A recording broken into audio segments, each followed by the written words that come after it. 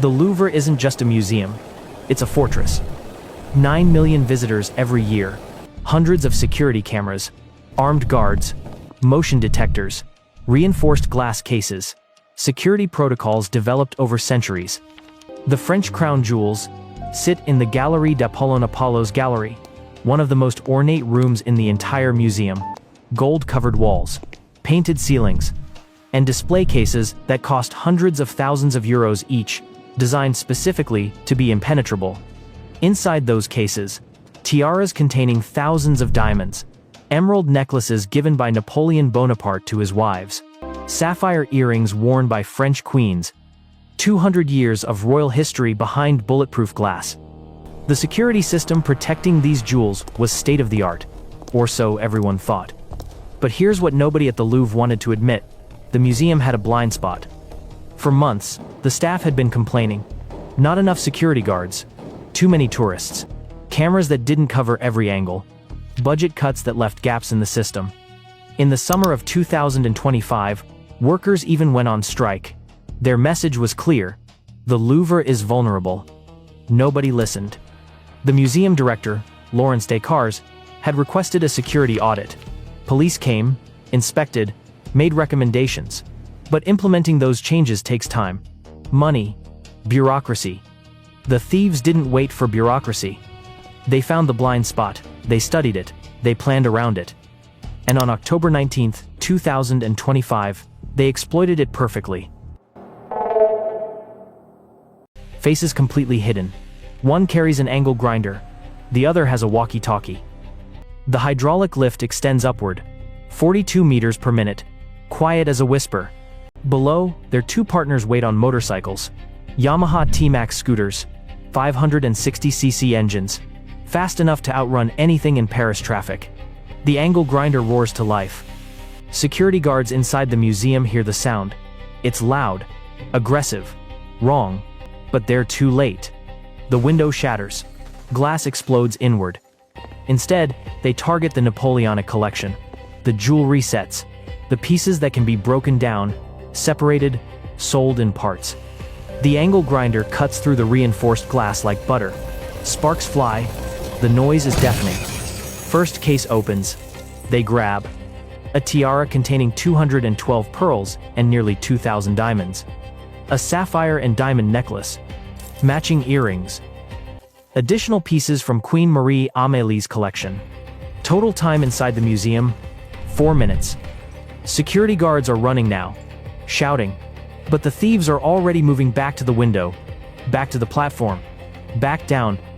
One guard reaches the gallery just in time to see them descending on the hydraulic lift, bags full of jewels.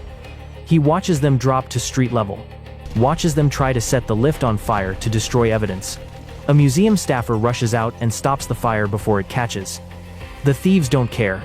They're already on their motorcycles.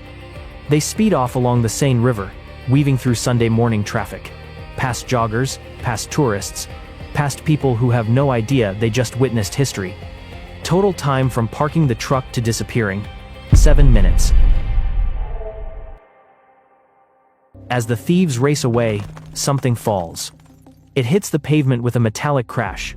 Diamonds scatter across the cobblestones like ice in sunlight.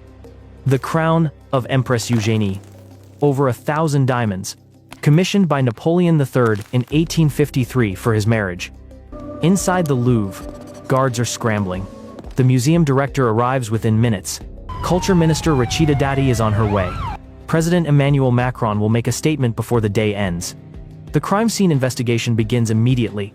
They find 2 angle grinders, a walkie-talkie, and most importantly, DNA evidence, traces left inside one of the gloves.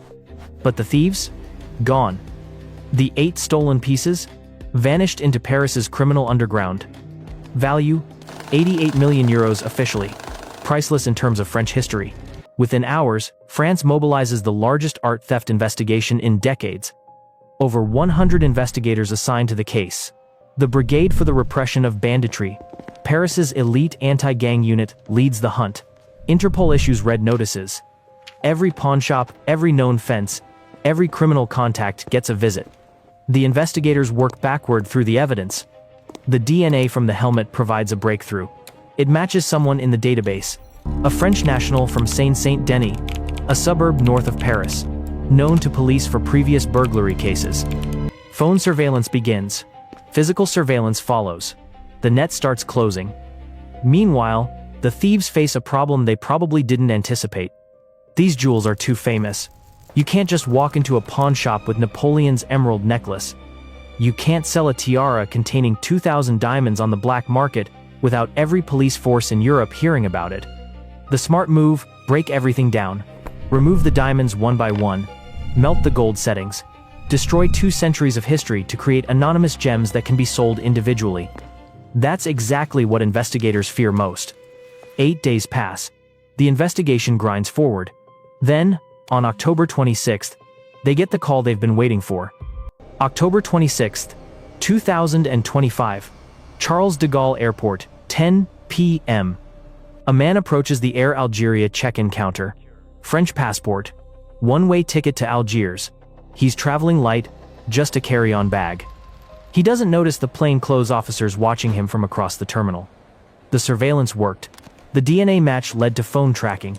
Phone tracking revealed travel plans. And now he's here, about to board a flight out of France forever. As he walks toward security, officers move in.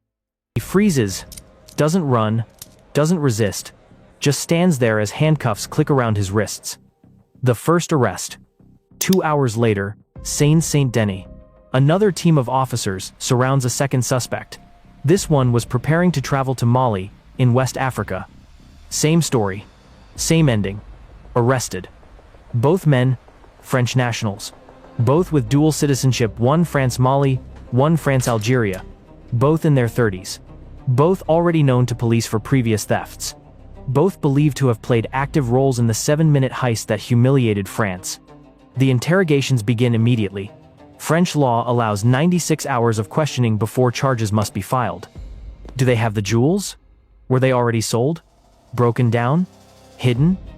The prosecutors aren't saying. The investigation is ongoing. 2 thieves are still free. But the arrests trigger a political explosion. President Emmanuel Macron calls the theft an attack on a heritage we cherish, because it is our history. Justice Minister Gerald Darmanin is more blunt. People were able to park a furniture hoist in the middle of Paris, get people up it in several minutes to grab priceless jewels, and give France a terrible image. Opposition politicians pounce. Eric Ciotti, leader of the UDR party, calls it the ultimate symbol of the government's collapse, and claims the entire nation is threatened. Museum workers say they warned everyone. The Union Syndicale Solidaires had issued statements about the destruction of security jobs at the Louvre. Budget cuts, staff reductions, overcrowding. Nobody listened. Museum director Laurence Descartes appears before the Senate's Culture Committee. She admits the museum's surveillance system had gaps.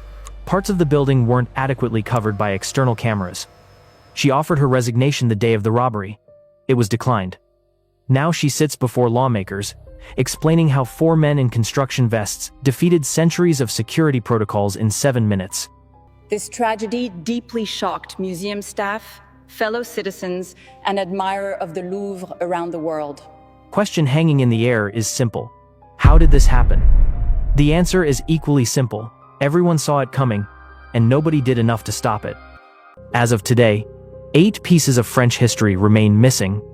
Napoleon's emerald necklace, the one he gave to Empress Marie-Louise as a symbol of his love and power. The pearl and diamond tiara containing 212 pearls and 2,000 diamonds, commissioned for a royal wedding in 1853. The sapphire jewelry set belonging to queens who shaped French history. Pieces that represent not just wealth, but identity. Not just gems, but memory. 2 suspects sit in French custody. 2 more are still being hunted. The DNA evidence is being analyzed. The interrogations continue. But the jewels? They could be anywhere. Already broken down and sold? Hidden in a warehouse waiting for the heat to die down? Smuggled out of France in the chaos of the first few days?